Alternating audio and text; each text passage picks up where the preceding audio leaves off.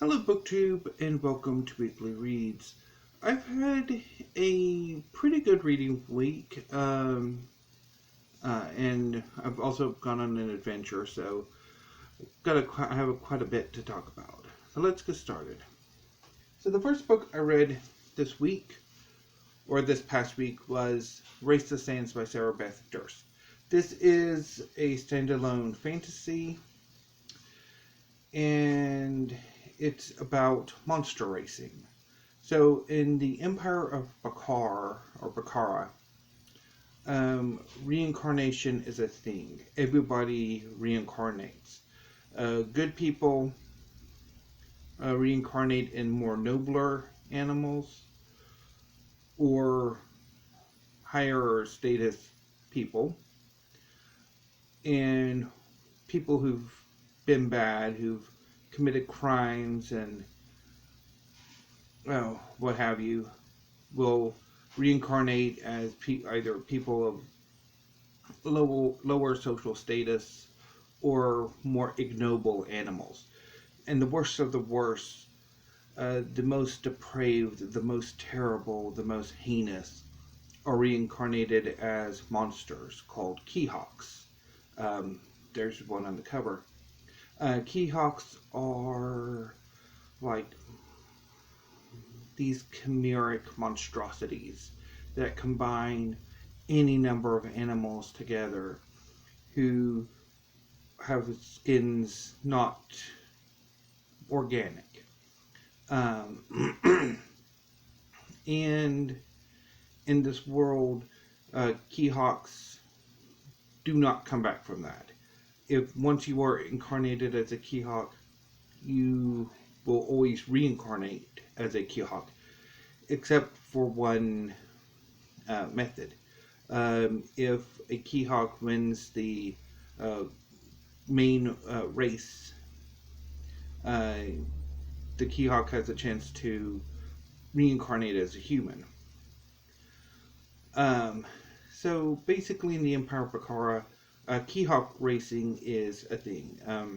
It's basically a combination of horse racing, with the Keyhawks replacing horses, and auto racing. When crashes happen, they can go spectacularly bad, as our protagonist Tamara discovers. Tamara is a former racer. She's done very well as a racer, but she retired after the birth of her daughter and moved into training. About a year before the story begins, her protege was in the biggest race there is, and he made a mistake which resulted in his death, his Keyhawk's death, and the deaths of other riders or other racers and Keyhawks. So when we first meet Tamara, she's teaching a group of young hobbyist racers. And then something happens which puts her in further financial strain. And in order to be able to keep her daughter has the potential to become an augur, a sort of combination of a priest and a wizard in this world.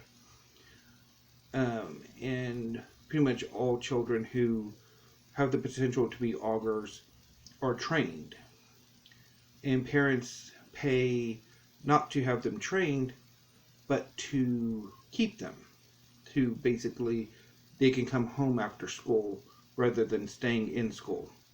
So in order to keep her daughter home, Tamara has to win a number of races. So she needs a new Keyhawk and a new racer, a new protege. So she goes to the market and she finds basically the Keyhawk on the cover, who's a killer. It killed the hunter who captured him's associate. And also while picking up this Keyhawk, she meets the racer who will be her protege, Raya, who is a runaway. She's fleeing home because her parents are going to force her to marry a man who she certainly does not want to marry. So Raya becomes this Keyhawk's rider, and they train and eventually start to race. Now, while all of this is going on, the kingdom itself, the empire, is teetering on the brink. Nothing is going right. All sorts of chaos is about. And, yeah. So, I quite enjoyed the book. I really liked the characters. The plot, for the most part. The triumphal aspects of the writing and of the plot. The humor, I quite enjoyed. I do have 4 issues with the story, though. For one thing, there is a revelation, a big one, that you will see coming a mile away. Once you know more about this particular Keyhawk, it's very obvious. My second issue is how quickly Raya becomes a very good racer. That, Raya's in it for the money. She needs the money to live the life she wants, to gain her freedom from her parents. But, and while, in the book, the key to Keyhawk racing is wanting it, of wanting to win. It's just, you've also got to love the game. You have to be passionate about the game, about, in this case, the race, in order to even want to get involved. And I never quite get that with Raya. That it just, the love of the game is rather absent, I think. And my third issue is there's a bit of world building silliness, that why exactly the empire is in the state it's in, that pretty much exists solely for the empire to be in the state it's in, and it annoys me, because one would have come up with an alternative, like a workaround, and that there hasn't been one. It bugs me. It bugged me to no end. And finally, I think the villains are disappointing for the most part. The novel works very much in spite of its villains. And so, yeah. So on the whole, I quite liked it, except for my 4 issues with the book. So after I finished Race to the Sands, I read Map Collected and Last Poems by Wislawa Szymborska. And I enjoyed every minute with these poems. Szymborska is one of my favorite poets. I first discovered her work on the Nobel Prize website. At the time, I don't know if they still do, but they sometimes have, for the literature prize winners, if they were poets, or if they are poets, they'll have like selections of each of like their work on the website. And I read a poem by Szymborska and loved it, and went to find something by her, and I eventually found an earlier selected edition of her work, A View with a Grain of Sand, and loved it. And one of the few poetry collections I've kept over the years, and when I saw that there was this, I grabbed it and I read it and loved it. Her work is amazing. So I've been on a bit of a poetry kick lately. I mentioned last week, I think, that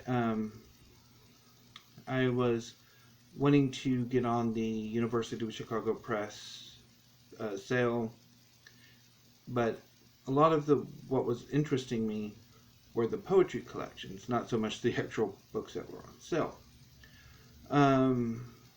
So, and I've been looking around the ebook section of my library, and I saw a few collections of poetry that I wanted to check out, and I managed to read two after I finished Map. So the first one is Mezzanine by Zoe Hitzig. This was her debut, and except for a few poems that I quite liked, I really wasn't all that impressed. And then the second collection I read was The Caring by Ada Limon. This wasn't her debut. I think she's got like two before this one. And I quite liked most of the poems in this collection. So, yeah. So, quite happy with how those turned out. And I think also the Charles Simic collection, Scribbled in the Dark, I mentioned last week, I think I've already read it. Because when I went to click on it, it like took me to the end, and I'm like, wait, what? I'm like, oh, I've already read it. Well, that's embarrassing. So that's what I've read. So tomorrow I will start on A Snake Lies Rating by Yong. This is the third part in the Legend of the Condor Heroes series, which I've been reading once a month, although I skipped March because time got away from me. And this continues the adventures of Guo Jing and his girlfriend Lotus Wong. And also occasionally the mostly villainous Yang Kang. I'm quite looking forward to getting to part 3. And eventually I will be watching one of the many television adaptations. I'm also a judge for the BookTube Prize, the quarterfinals. So what I'm planning on doing is I will be reading a book that I want to read, and then a BookTube Prize book. So I have at least something to talk about on Weekly Reads instead of going, I read this book for the BookTube Prize, and I can't talk about it until the quarterfinals are over. And I've read this book also for the BookTube Prize, and I cannot talk about it until the round is over. So, yeah, so it'll be BookTube Prize, not BookTube Prize. So after I finish A Snake Lies Rating, I will be reading the first of the quarterfinals for the BookTube Prize, and that will be The Dead Are Rising by Les Payne, and is continued by his daughter Tamara Payne. I think Les Payne died shortly before he finished it, and his daughter finished it for him. It's a biography of Malcolm X. And then I'll probably be able to, depending how things work out, I might be able to actually do like a BookTube Prize over the weekend and then do something else. And I'll talk about that next week. So as far as April reading projects go, I know April is Aussie April, and I would like to participate, but I don't really have that many Aussie authors in my collection that I know of. I'm going to go through some of my books and see if I can find some, because I was looking in the back of The Counselor by E.J. Beaton and found that she's an Australian. So I might read that for Aussie April. I know I also have Mark T. Barnes and Juliet Marillier are both Australians, but I'm not particularly fond of either one of their work. Although I really should probably give Mark T. Barnes another go because it's been a few years. And then I also want to focus a bit more on poetry, but I don't know because I don't really have a whole lot of poetry in my personal collection. Though I might do some like browsing on the ebook section of my library to see if there are any poetry. And I know I have a reading projects in May and June that I want to do. I'm quite excited for, but I'll talk about them closer to May and June. Anyway, so I think that covers what I've read, what I will be reading. So obviously the octafinals of the BookTube Prize, the results were announced this week, and as far as my round goes, I was in Group C. I'm okay with the results. If you watched my reaction video, you will know that I had issues with all of them. So in the end, I'm okay with who advanced. And we'll see how they go into the next round. Although, obviously, I can't talk about Hidden Valley Road again because it's, again, in my group. So, anyway. So, moving on to television. I mentioned last week that I really needed to watch London Spy, which is a contemporary spy thriller starring Ben Whishaw as a young man whose boyfriend is involved in the intelligence business and who dies. And Ben Wishaw's character has to find out what happened to him. I hated it. The writing, I don't know, it's just like, I mean, the writing, the acting, I don't know, just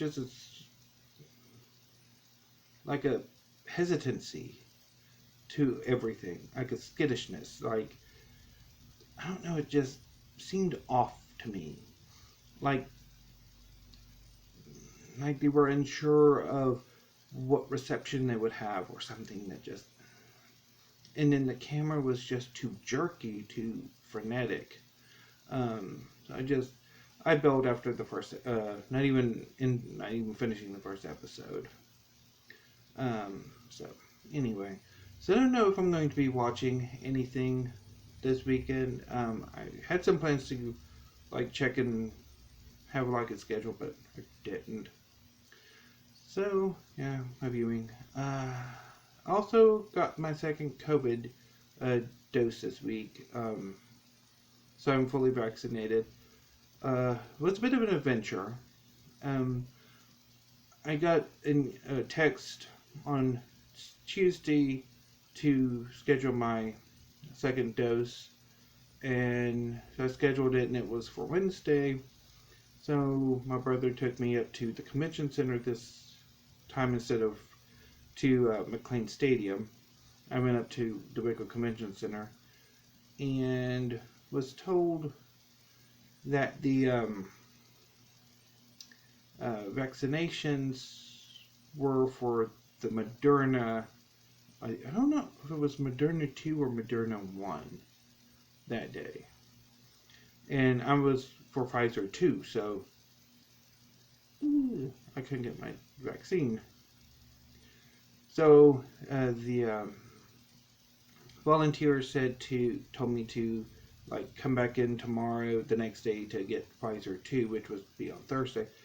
So when I got home, I called them and I rescheduled my appointment, and then I had to call them in the morning to reschedule to later because my sister-in-law had some things to do. I actually had a doctor's appointment, but I managed to be able to go in before 1, so my brother took me back up to the convention center, and I got my second COVID dose. But it was a bit of an adventure. Probably one that calls for book shopping, but I'll do that next week. So anyway, BookTube. Sorry for all of this rambling. I'm going to go ahead and sign it off for now. Next week, I'm probably going to have some tags, because there are quite a few tags I want to do. Might have a writing update video. I know I haven't been doing them for a while. Not much to report, really. but it is Camp NaNoWriMo, and I'm going to be trying to have it out with my superhero story, or at least a part of it. And then, of course, on Friday, there will be weekly reads. So until next week, BookTube, thank you, have a great evening, and stay safe.